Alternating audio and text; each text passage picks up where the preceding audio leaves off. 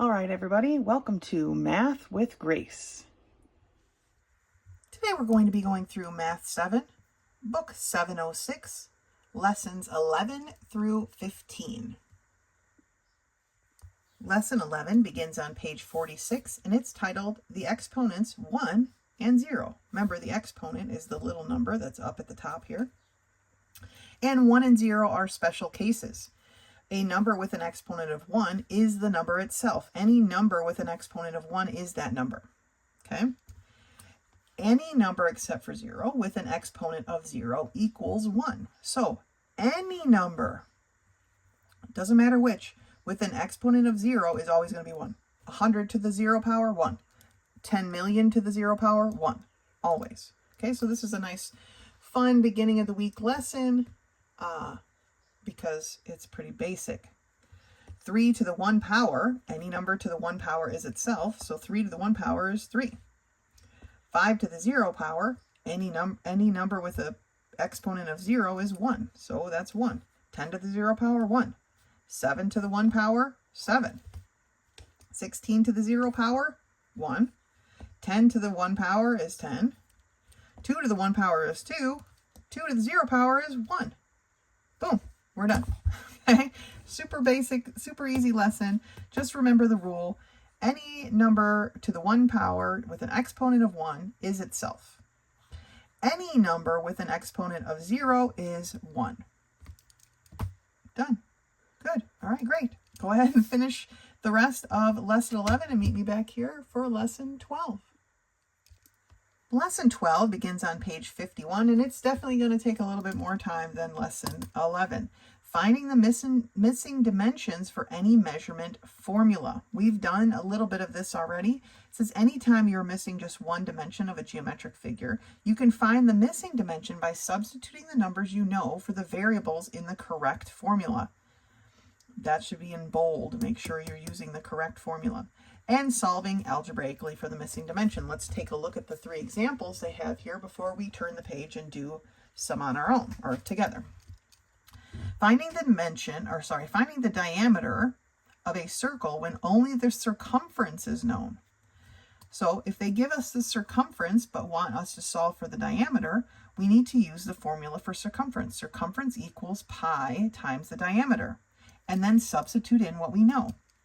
We know the circumference, right? This is this side, is 21.98. We know that pi is 3.14. So now we're just left with the diameter. 21.98 equals 3.14 times d. 3.14 is being multiplied by d. We're going to do the opposite and divide on both sides. These cancel, and we're left with d is equal to 7. So we find the diameter equal to 7. For the height of this rectangular prism, we have the length and the width and the volume. Well, the volume of a rectangular prism is length times width times height. The volume is 40, right? We've substituted that one in. The length is 5. The width is 4. And so once we substitute in the values we were given, we have 1 extra left. And that's the one we need to solve for. 5 times 4 is 20. 20 is being multiplied by the height, so we're going to do the opposite and divide. When we do that, our 20s cancel, and we're left with height is equal to 40 divided by 20, or basically 4 divided by 2, which is 2. But also, we can do, we can also do the base of a parallelogram when the area and the height are known. The area of a parallelogram equals base times height. My area was 140. My base is unknown, but the height is listed here as 10 centimeters. Base is being multiplied by 10. We're going to do the opposite and divide. When we do that, 10 over 10 cancels out, and we're left with base is equal to 140 divided by 10. Since they both end in a 0, we can cross it off. And it's just 14 over 1, which is 14. All right, let's turn the page and do some of these together. All right, turning the page to page 52, I see there's one more example, and that's finding the height of a triangular prism when the volume of the prism and the area of the base are known. So we have the big B. Volume equals big B times H. The volume is 56. We substitute that in. We know the big B is 8. So now we have the height. 8 times the height equals 56. 8 is being multiplied by height, so we're going to do the opposite and divide. And that allows us to cancel. So we have H is equal to 7. Okay? So now let's do a couple of these together. So for the circumference, we have use the circumference formula to find the diameter of the circle and use 3.14 for pi. Okay? The circumference formula is C is equal to pi times the diameter. If you are unsure of the formulas, most of these, if not all of them, should be on your page 0. Remember that page 0 that's over here? I call it page 0, right? It's right at the beginning, right after the table of contents. Here it is. So here was my circumference formula. This page is extremely important. It gives you a bunch of formulas. Do not forget about this page 0. I always call it page 0. It's right before page 1. Okay? So if the circumference is 20.41, I'm going to put that in for my C. So 20.41 is equal to pi, they want us to use 3.14, times the diameter. So there is my formula. I've substituted in the data that they gave us, and now I can finish. 3.14 is being multiplied by diameter, so we're going to do the opposite and divide both sides. Oh my goodness. Stumbling here. All right, 3.14. Okay, 3.14 over 3.14 is 1. So now I have the diameter by itself, and I need my calculator here. And we have 20.41 divided by 3.14. So 20.41, always the top in your calculator first, divided by 3.14 equals, and our answer is 6.5. It doesn't ask us to round, but what we do need to do is use the unit of measure. If my circumference is given in centimeters, then my diameter is also in centimeters, right? Use the volume formula to find the length of the rectangular prism, okay? If you looked on your page 0, you would see that the volume of a rectangular prism is length times width times height. And I typically use a cursive L because otherwise it kind of looks like a 1, and I don't want anybody to be confused. So length times width times height.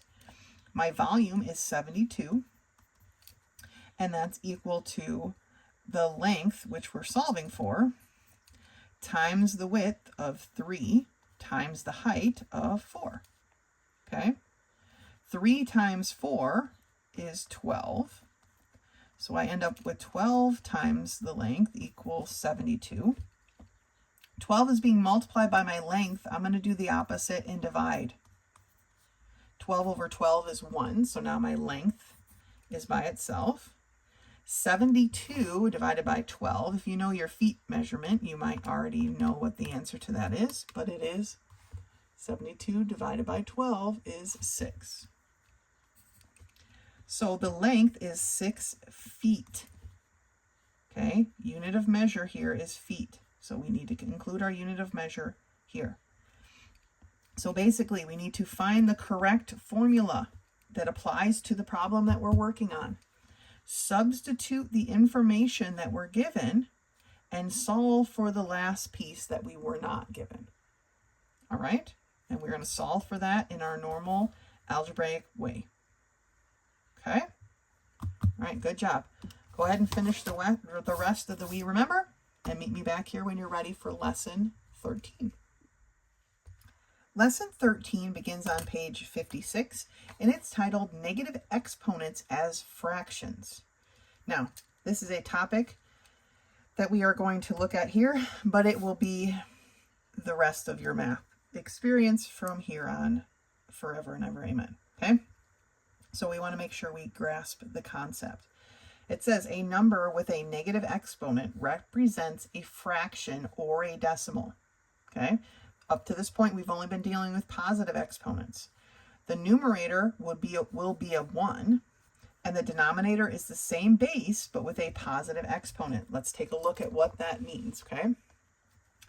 2 to the 4th power is the same as 2 times 2 times 2 times 2, right? 16. That's what we've been working with so far. And you can see it follow down, right? We get to the 0 power, and it's going to be 1 because any number to the 0 power is 1. But then we get to these negative exponents. So 2 to the negative 1. To write it with a positive exponent, we have to change it to 1 over 1 in the numerator, 1 over 2 to the 1 power. Now it's a positive, and so it's 1/2, right? 2 to the 1 is 2, so it's 1/2. How I like to think about it is this.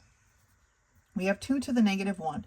To make this positive, so we can actually work with the equation, we have to, what I call cross the line to change its sign.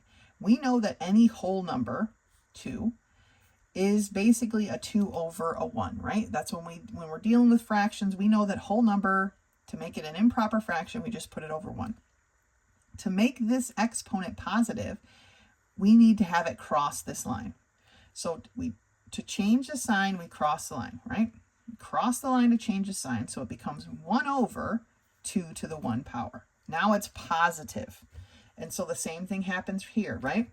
This is like a 2 over a 1. To change this negative 2, we're going to cross this line to change its sign. We're going to bring this whole thing down, but we need to make sure we put 1 in the numerator again. So now we have 1 over 2 to the 2nd power, which is 2 times 2, or 1 over 4, and so on and so forth. So 2 to the negative 4 power is 1/16, while 2 to the 4th power was just 16. So when we have a negative exponent, it becomes a fraction. 1 is always in the numerator. And if you look at this other example, the same thing applies here for the tens, okay? The exponent still represents our number of zeros, but if it's negative, it's going to be fractional. And if it's positive, it's just going to be a big number, okay? Okay, so let's take a look at these problems together. 1b, 2 to the negative 5th power. First thing they want us to do, write the products first with an exponent in the denominator, then as a common fraction, as the example shows. So 2 to the negative 5th power, right? We want to cross the line to change its sign. So we get 1 over 2 to the positive 5th power. 2 to the positive 5th power isn't listed here, but it is going to be 1 over 32. Okay. What about 10 to the negative 2nd power, right? We're going to cross this line to change its sign. So it's going to be 1 over 10 to the positive 2 power. And that's the same as 1 over 100, right? 2 zeros. Let's look at part 2a. We have 7 to the negative 2 power. We're going to cross this line to change its sign, okay? So we're going to have 1 over 7 to the positive 2nd power.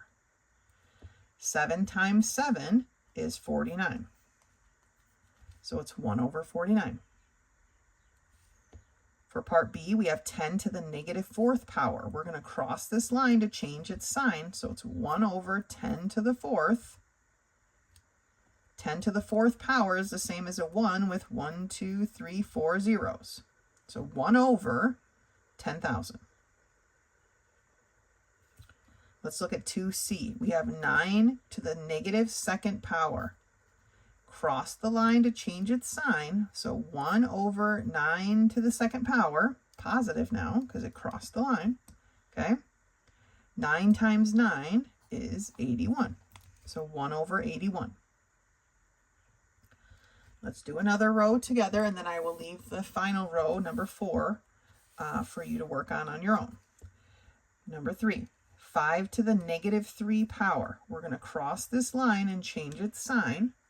So it's going to be 1 over 5 to the 3rd power, positive, right? Here it's negative. When we cross the line and bring it to the denominator, it becomes positive. 5 times 5 times 5. Do you remember what it was from that other lesson that we did? Was that book 4 or book 5? It's one of the ones they wanted you to memorize, right? I told you not to worry about it, that we would just keep working on it, but 5 times 5 times 5, right? So 5 times 5 is 25. If you have 5 quarters, so 25 times 5, you have $1.25. Okay, so 125. 2 to the negative 6 power, we're going to cross the line to change its sign. So we have 1 over 2 to the positive 6 power. 2 to the 6th power is 64. Do we remember how to do that on our calculator? Remember, we're going to take the 2, and then for this calculator here, we're going to use this x with the little box, and then put the 6 in, close our parentheses, and it is 64. All right, one more together. 10 to the negative 3rd power. Cross the line to change its sign, so we have 1 over 10 to the positive 3rd power, or 1 over a 1 with 3 zeros. So 1/1000th. I'm going to let you go ahead and do problem 4 on your own. Finish the We Remember for lesson 13, and you can meet me back here for lesson 14. Lesson 14 begins on page 61, and it's a bit of a lesson kind of just about vocabulary. So, complementary and supplementary angles. Complementary angles are 2 angles who added up together whose sum equals 90 degrees. So this angle that's 30 degrees plus this angle that's 60 degrees equal 90 degrees. Okay, when we put them together, those are complementary angles. Supplementary angles are 2 angles whose sum, or adding them together, equals 180 degrees. So an 80-degree angle plus a 90-degree angle, together they make 180 degrees. They are supplementary angles. So looking at these problems together, write the answer. The sum of the measure of complementary angles equals, this one here, complementary, equals 90 degrees. The sum of the measures of supplementary angles equals 180 degrees. Okay, now they want us to name the angles. When we name an angle, it is always 3 letters, okay? 3 letters to define the angle. And the middle letter is always the vertex, or the place where it turns, all right? So, naming the complementary angles, we need them to add up to 90 degrees, so it's going to be these. To name them, here's how we do it. We put this little angle symbol, looks like this, kind of like a sideways V, and we are going to name the first one E, H, F, right? We're kind of following the path. H, the corner, always being in the middle. So E, H, F, and then we want to start here and name the top one, right? So F, H, G. So angle F, H, G. You can see that they have H in common, and you can see that they have F in common, and that tells me that this middle line here is what they share. Okay, it's important that we write these angles in certain ways, and as you move through your math career, you'll figure that out. That'll be taught to you more specifically. For now, we're doing a good job. Name the supplementary angles. Okay, remember, supplementary angles equal 180 degrees when they're added together. 180 degrees, remember, is a straight line. So this is a straight line. So the angles that are inside of here are our supplementary angles. So again, we have angle. We're going to start here. A, C, B. We want the vertex, or the point, in the middle. So A, C, B. And then we're going to label the same thing, right? So angle B, C, D. So we kind of go from the outside to the point, and then up, and then from the up to the point to the outside. Okay? And naming our angles. Let's turn the page. There's a few more problems on the next page. Here at the top of page 62, it says write complementary or supplementary. Angles are, so blank angles are 2 angles whose measure equals 180. Remember, 180 degrees is supplementary angles. And I don't normally write out the whole word when you do this in geometry. You'll write the word so many times that we just use an abbreviation. Anyway, blank angles are two angles whose measure equal 90. Well, that's complementary angles. And actually it's pronounced complementary, but complementary angles. And so it says write complementary or supplementary for here. So QTR and RTS are what kind of angles? So we need to figure out where these are. So QTR and RTS are in a 90-degree angle, so they are complementary. Sorry. And UXV and VXY are what? So UXV and VXW, not Y, VXW are supplementary. Supplementary angles. Okay, so this lesson was kind of just a vocabulary lesson more than anything.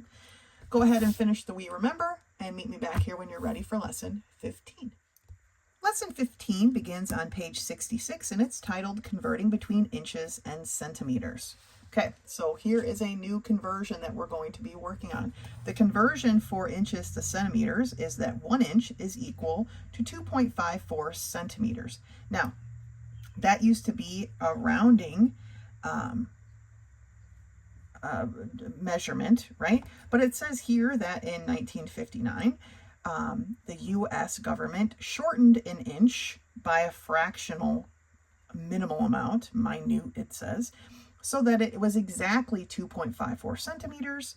And it says here that the mile is 1/8 of an inch shorter than it was before then. But it's very minute, again, very, very small amount.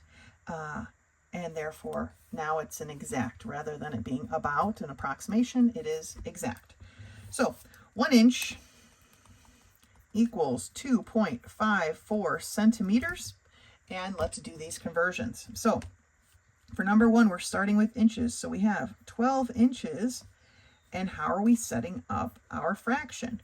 Well, since we're starting with inches, then I want inches in the denominator. So my 1 inch goes here and my 2.54 centimeters go in the numerator. My inches cancel and I end up having to just multiply 12 times 2.54 centimeters. When we do that, we get 12 times 2.54 is 30.48.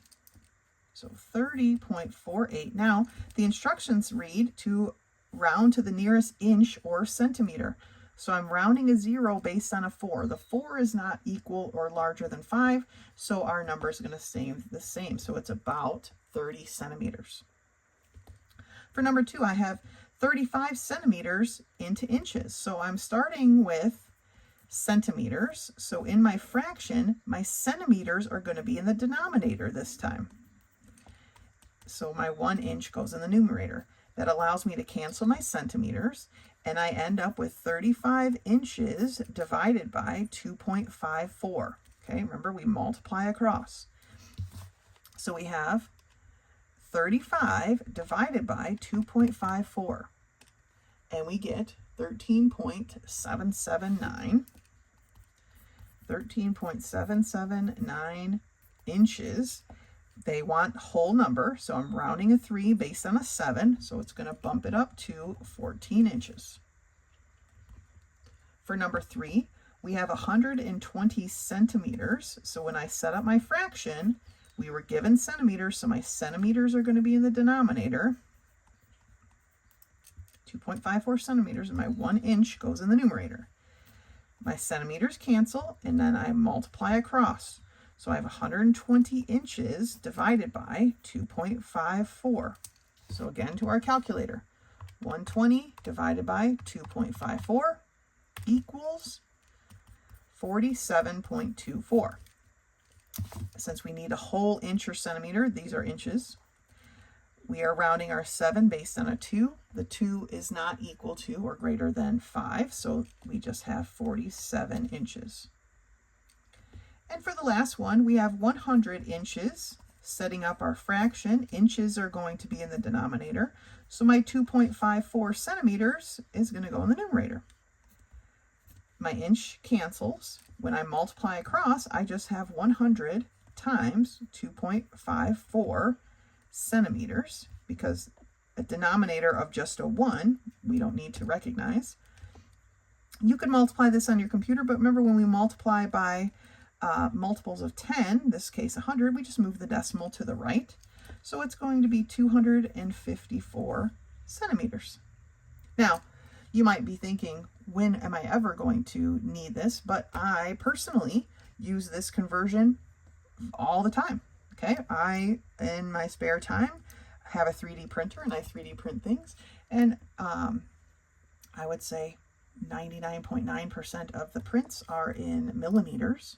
And so converting from millimeters to centimeters to inches is something I do a lot, so that I can see how big something is going to be, because I'm not real comfortable in saying, oh, it's 10 centimeters tall. I gotta, we live in inches, so I need to see what it looks like in inches. So I do this conversion quite a bit. This is an extremely useful conversion. So as always, I'm not going to tell you to memorize it, but we will be using this a lot, and most likely it will become part of your memory. And this little bit of information was kind of interesting right here. So that is lesson 15. You can go ahead and finish the rest of the We Remember, and then you'll be ready to take your test, which is in the middle of the book. If you have any questions, let me know. Otherwise, until next time.